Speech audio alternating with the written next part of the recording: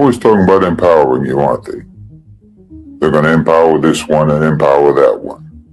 They're going to empower women, empower the poor, empower minorities, empower workers, empower the so-called developing world, empower the global south, empower Africa. They're going to empower everyone, aren't they? Don't you know when they say that, all they're doing actually is trying to implant weakness in your mind. They want to implant a sense of weakness in the minds of whoever they say that they're going to empower, to make you think that you need someone to empower you in order for you to have any power.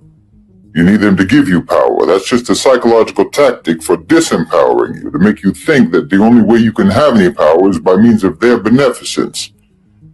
Look, the powerful do not empower others. Power doesn't empower, power consolidates. And it never does anything but try to increase itself. The powerful are not going to try to bring you up to their level. Maybe a government will empower you to pay more taxes. They'll empower you to support them, to draft you and fight for them, to defend them. That's all. They'll empower you to serve their own power interests. A corporation will empower you to manufacture or sell or consume their useless goods. They'll empower you to not be self-reliant, to not be self-sufficient, to not be content. They'll empower you with a sense of inadequacy. No one's going to try to give up their advantage over you by making you level with them. This idea of the powerful empowering you or empowering those weaker than them is a myth. It's a tactic for disempowerment. Look, class struggle is like this. Decolonization is like this. If you and I are in a race,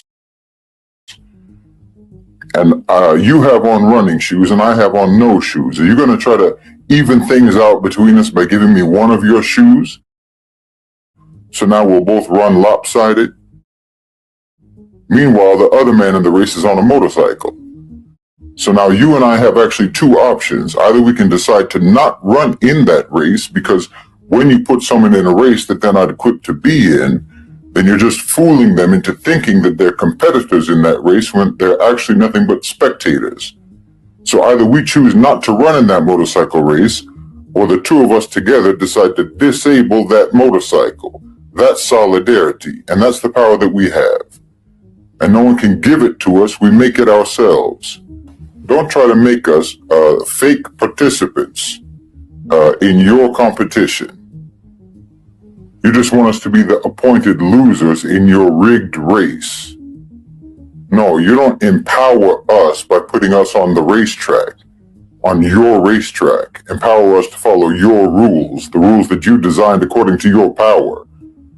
The only way that we can empower ourselves is to reject your rules and to reject your race and to reject your competition and call you out for the fraud that you're trying to commit, and to start following our own rule.